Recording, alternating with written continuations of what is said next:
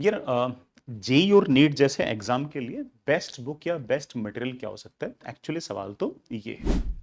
सबसे पहले मैं कहूंगा कि सबसे ज्यादा कॉन्फिडेंस अगर आपको रखना है तो वो आपको रखना है आपके संस्थान के मटेरियल के अंदर, क्योंकि आपके जो भी इंस्टीट्यूट का जो मटेरियल होगा वो हमेशा ही किसी भी बुक के मुकाबले सबसे ज्यादा ग्रेडेड होगा।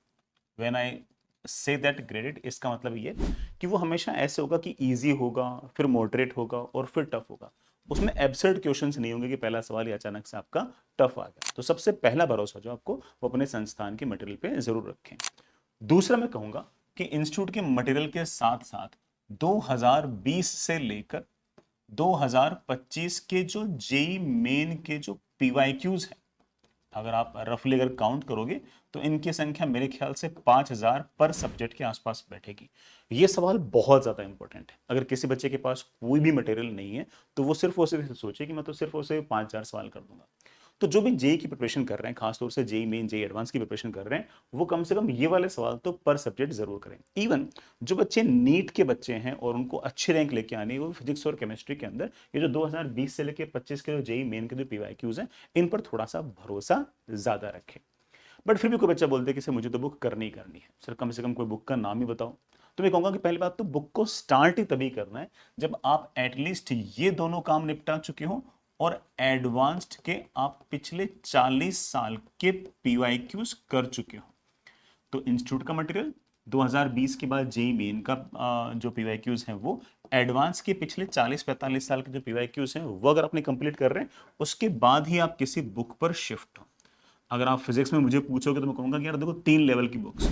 पहली मैं कहूंगा कि ऑफ कोर्स आपकी एनसीईआरटी, दूसरी एचसीवी और तीसरी इरोडो।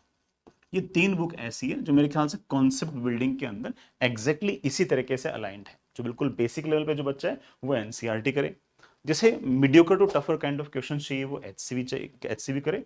और जैसे टफर काइंड ऑफ क्वेश्चन चाहिए जिसमें कैलकुलस वगैरह बहुत ही शानदार पूछ रखी हो, और इवन जेई के हिसाब से रिलेवेंट भी, अगर जेई एडवांस के हिसाब से अगर रिलेवेंट क्वेश्चंस करने हो तो फिर वो इरोडो करे। लेकिन ये सिर्फ तभी करनी है जब आपका सारा सारा मटेरियल डन होगा।